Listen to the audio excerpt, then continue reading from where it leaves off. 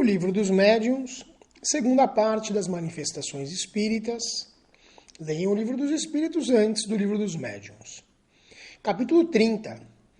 Neste capítulo, Kardec traz o regulamento da Sociedade Parisiense de Estudos Espíritas, fundada a 1º de abril de 1858, autorizada por decreto do senhor prefeito de polícia na data de 13 de abril de 1858, segundo comunicação do excelentíssimo senhor ministro do Interior e da Segurança Geral.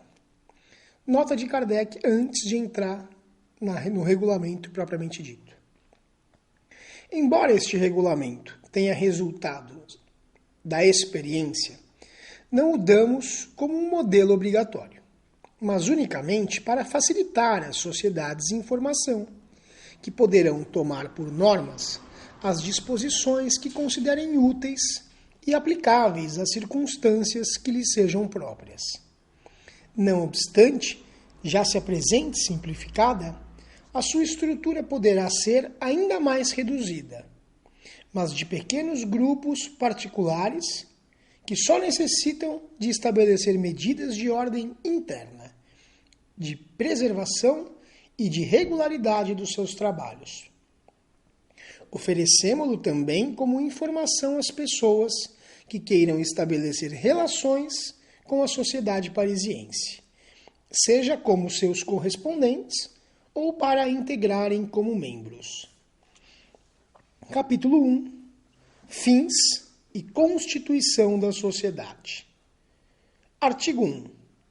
A sociedade tem por fim o estudo de todos os fenômenos relativos às manifestações espíritas e a sua aplicação às ciências morais, físicas, históricas e psicológicas. As questões de política, de controvérsia religiosa e de economia social lhe são interditas. Ela toma por nome Sociedade Parisiense de Estudos Espíritas. Artigo 2. A sociedade compõe-se de membros titulares, de sócios livres e membros correspondentes. Pode conferir o título de membro honorário a pessoas residentes na França ou no exterior, que por sua posição ou seus trabalhos possam prestar-lhe serviços importantes. Os membros honorários são anualmente sujeitos a uma reeleição. Artigo 3. A sociedade só admite pessoas que simpatizam com os seus princípios e o objetivo de seus trabalhos. Aquelas que já tiverem iniciadas nos princípios fundamentais da ciência espírita ou estiverem seriamente animadas do desejo de nela se instruírem.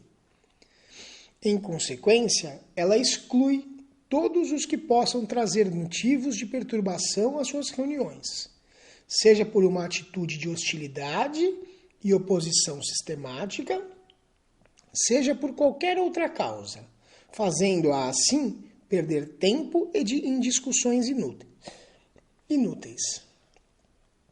Todos os membros se obrigam reciprocamente à benevolência e o bom tratamento, devendo em todas as circunstâncias colocar o bem geral acima das questões pessoais e do amor próprio. Artigo 4. Para ser admitido como sócio livre, é necessário solicitar por escrito ao presidente, apoiado pela assinatura de 2 membros titulares que se tornam responsáveis pelas intenções do postulante. O pedido deve relatar sumariamente: 1. Se o postulante já possui conhecimento de espiritismo. 2. Quais as suas convicções sobre os pontos fundamentais da ciência espírita. 3. Compromisso de se conformar em tudo com este regulamento. O pedido será submetido à comissão, que proporá, se for o caso, a admissão, o adiamento ou a sua rejeição. O adiamento é de rigor para todo candidato Candidato que ainda não possua nenhum conhecimento da ciência espírita e não simpatize com os princípios da sociedade. Os sócios livres têm o direito de assistir a todas as sessões, de participar dos trabalhos e das discussões de estudo, mas em caso algum terão um voto deliberativo no que concerne as questões administrativas da sociedade. Os sócios livres só o serão pelo ano de sua admissão, devendo a sua permanência na sociedade ser ratificada ao fim deste primeiro ano. Artigo 5. Para ser membro titular, é necessário ter sido sócio livre pelo menos durante um ano, ter assistido a mais da metade das sessões e haver dado durante esse tempo provas notórias de seus conhecimentos e de suas convicções em relação ao espiritismo, de sua adesão aos princípios da sociedade e da sua vontade de agir em todas as circunstâncias, no tocante aos seus colegas, segundo os princípios da caridade e da moral espírita. Os sócios livres que durante 6 meses tiverem assistido às sessões da sociedade poderão ser admitidos como membros titulares, se além disso cumprirem com as demais condições. A admissão será proposta ex officio pela comissão, com assentimento do associado, se for apoiada por 3 membros titulares. Em seguida será, se for o caso, submetida ao pronunciamento da sociedade em votação secreta, após um relatório verbal da comissão. Somente os membros titulares têm o direito ao voto deliberativo e gozam da faculdade concedida pelo artigo 25. Artigo 6. A sociedade limitará, se julgar conveniente, o número de sócios livres e dos membros titulares. Artigo 7. Os membros correspondentes são os que, não residindo em Paris, mantenham relações com a sociedade, fornecendo-lhe documentos úteis para os seus estudos, podendo ser nomeados com a apresentação apenas de um membro titular. Capítulo 2. Da administração. Artigo 8º. A sociedade será administrada por um diretor-presidente, assistido pelos membros de uma diretoria e de uma comissão. Artigo 9. A diretoria se constituirá de presidente, vice-presidente, secretário-geral, 2 secretários assistentes e um tesoureiro. Poderão ser nomeados um ou mais presidentes honorários. Na falta do presidente e do vice-presidente, as sessões poderão ser presididas por um dos membros da comissão. Artigo 10. O diretor-presidente deverá dedicar todas as suas atenções aos interesses da sociedade e da ciência espírita. Cabe-lhe a direção geral e a superintendência da administração, bem como a conservação dos arquivos. O presidente é nomeado por 3 anos e os demais membros da diretoria por 1 ano. Serão indefinidamente reelegíveis, sendo indefinidamente reelegíveis. Artigo 11. A comissão se compõe dos membros da diretoria e de mais 5 titulares, escolhidos de preferência entre os que tenham prestado concurso ativo aos trabalhos da sociedade, prestando serviços à causa do espiritismo ou revelado seu espírito benevolente e conciliador.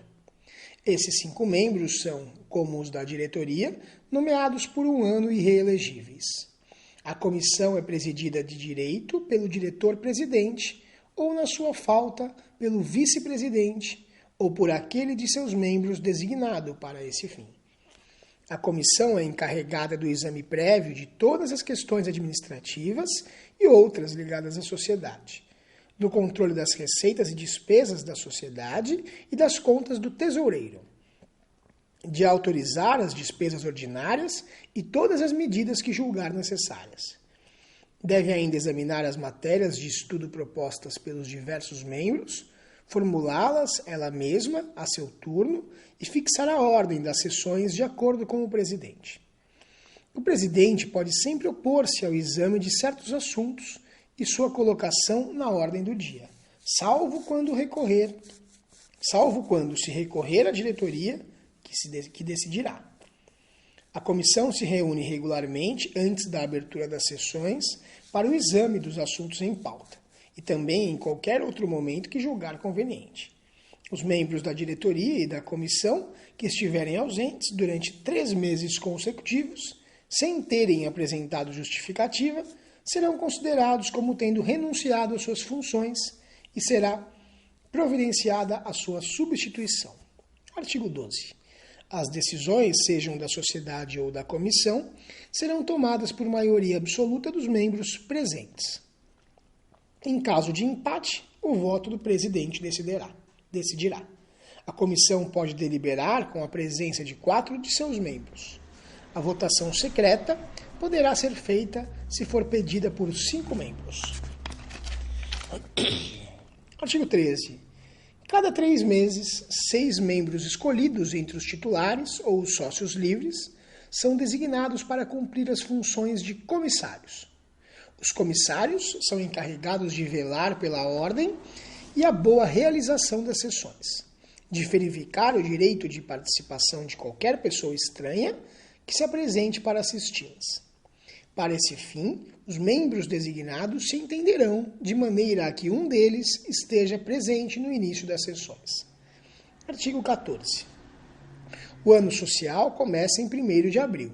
As designações para a diretoria e a comissão serão feitas na primeira sessão do mês de maio. Os membros em exercício continuarão em suas funções até essa época. Artigo 15. Para prover as despesas da sociedade, será cobrada uma cota anual de 24 francos dos titulares e de 20 francos dos sócios livres. Os membros titulares pagarão também uma joia de 10 francos quando da sua admissão. A cota é paga integralmente para o ano em curso. Os membros admitidos no correr do ano só pagarão, nesse primeiro ano, os trimestres que faltarem, compreendido o da admissão. Quando marido e mulher forem aceitos como sócios livres ou titulares, só lhes será exigida uma cota e meia para os dois. Cada 6 meses, a 1º de abril e a 1º de outubro, o tesoureiro prestará contas à Comissão do Emprego e da Situação dos Fundos. As despesas correntes com aluguéis e outras obrigações, havendo sido pagas, se houver saldo, a sociedade determinará o seu emprego. Artigo 16. Será conferido a todos os membros admitidos, sócios livres ou titulares, um cartão de associado com especificação do seu título. Esse cartão fica depositado com o tesoureiro, do qual o novo membro poderá retirá-lo pagando a sua cota de admissão. O novo membro não pode assistir às sessões antes de retirar o seu cartão. A falta de retirada, 1 mês após a sua admissão, fará que ele seja considerado demissionário. Será igualmente considerado demissionário todo membro que não houver pago a sua cota anual no 1º mês de renovação do ano social, desde que não tenha atendido ao aviso enviado pelo tesoureiro. Capítulo 3. Das sessões. Artigo 17. As sessões da sociedade realizam-se às sextas-feiras, às 8 horas da noite, salvo modificação que for determinada. As sessões são particulares ou gerais e jamais serão públicas. Toda pessoa que fizer parte da sociedade, com qualquer título, deve assinar em cada sessão lista de presença. Artigo 18. O silêncio e a concentração são rigorosamente exigidos durante as sessões e particularmente durante os estudos. Ninguém pode usar da palavra sem permissão do presidente. Todas as questões dirigidas aos espíritos serão feitas por intermédio do presidente, que pode recusar-se a fazê-las de acordo com as circunstâncias. São rigorosamente proibidas todas as perguntas fúteis, de interesse pessoal ou de simples curiosidade, ou feitas com o fim de submeter os espíritos à prova, assim como todas aquelas que não tiverem um fim de utilidade geral, a ponto de vista dos estudos. São igualmente proibidas todas as discussões que se desviem do objetivo em causa. Artigo 19. Todo membro tem o direito de pedir que seja chamado à ordem aquele que se afaste das conveniências durante a discussão ou que perturbem as sessões de qualquer maneira. O pedido será posto a votos imediatamente e, uma vez aprovado, será inscrito na ata. 3 advertências no espaço de 1 ano acarretam a eliminação do membro, qualquer que seja o seu título. Artigo 20. Nenhuma comunicação espírita obtida fora da sociedade pode ser lida sem ter sido submetida ao presidente ou à comissão, que podem aprovar ou não a sua leitura. Uma cópia de cada comunicação procedente de fora, cuja leitura foi autorizada, deve permanecer nos arquivos. Todas as comunicações obtidas durante as sessões pertencem à sociedade. Os médiuns que a receberam podem tirar cópia. Artigo 21. As sessões particulares são reservadas aos membros da sociedade e se realizarão na primeira, na segunda e, se for possível, na quinta sexta-feira de cada mês. A sociedade reserva para as sessões particulares todas as questões concernentes à sua administração, bem como as matérias de estudo que reclamem maior tranquilidade e concentração, ou que ela julgue conveniente aprofundar antes de tratá-las na presença de pessoas estranhas.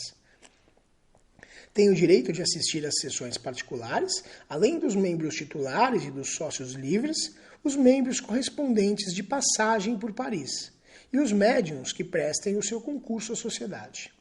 Nenhuma pessoa estranha será admitida às sessões particulares, salvo os casos excepcionais e com o assentimento prévio do presidente. Artigo 22. As sessões gerais serão realizadas nas segundas, quartas e sextas de cada mês. Nas sessões gerais, a sociedade autoriza a admissão de ouvintes estranhos, que podem assisti-las temporariamente, sem delas fazerem parte. Essa autorização pode ser suspensa quando ela julgar conveniente.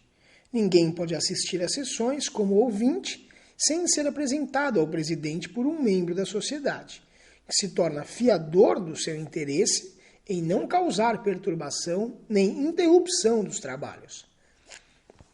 A sociedade só admite como ouvintes as pessoas que desejam tornar-se membros, ou que se interessem pelos trabalhos e já estejam suficientemente iniciadas na ciência espírita para compreender o que se passa. Deve ser recusada a admissão, de maneira absoluta, a quem só tiver por motivo a curiosidade ou cujas opiniões forem hostis. É interdita a palavra ao ouvinte, salvo em casos excepcionais a critério do presidente. Aquele que perturbar a ordem de qualquer maneira ou manifestar má vontade para com os trabalhos da sociedade, pode ser convidado a se retirar. E em todos os casos será anotado o fato na lista de admissão, sendo-lhe impedida a entrada no futuro. O número de ouvintes deverá limitar-se aos lugares disponíveis e os que possam assistir às sessões deverão inscrever-se previamente, fazendo mencionar a indicação de quem os recomendou.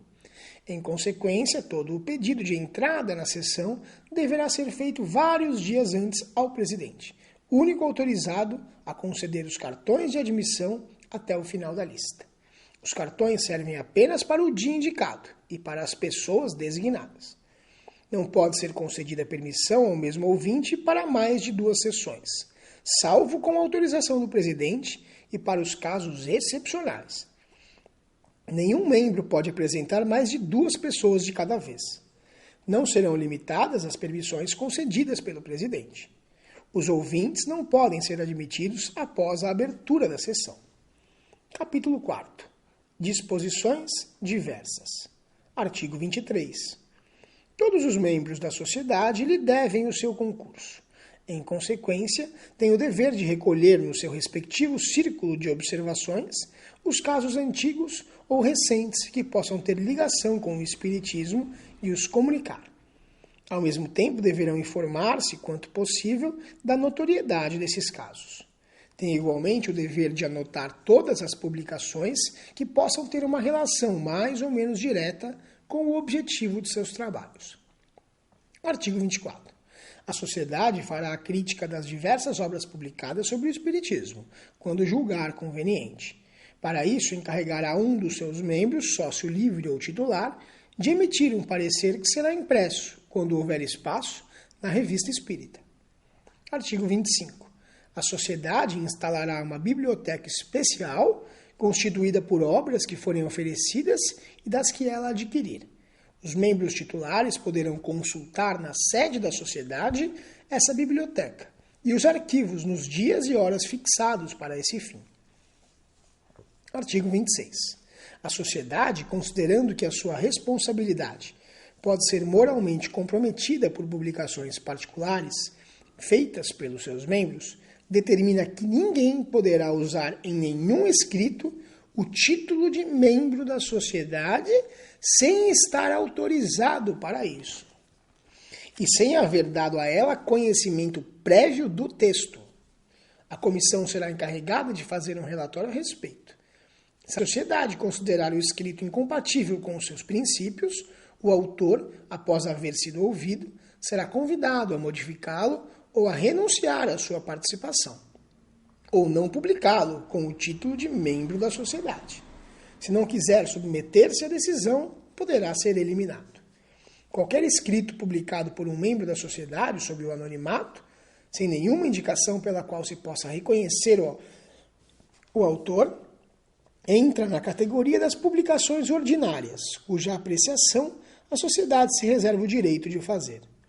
Entretanto, sem querer impedir a livre manifestação das opiniões, a sociedade convida seus membros que tenham a intenção de fazer publicações dessa espécie a previamente lhe pedirem o parecer oficioso, no interesse da ciência.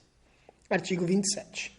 A sociedade, querendo manter no seu seio a unidade dos princípios e o espírito de benevolência recíproca, poderá eliminar todo membro que se transforme em causa de perturbação ou que se manifestar em hostilidade aberta contra ela por meio de escritos comprometedores para a doutrina, de opiniões subversivas ou por um procedimento que ela possa não aprovar.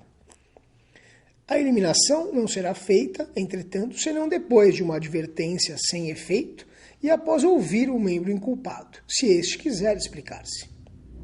A decisão será tomada em escrutínio secreto, por maioria de 3/4 dos membros presentes.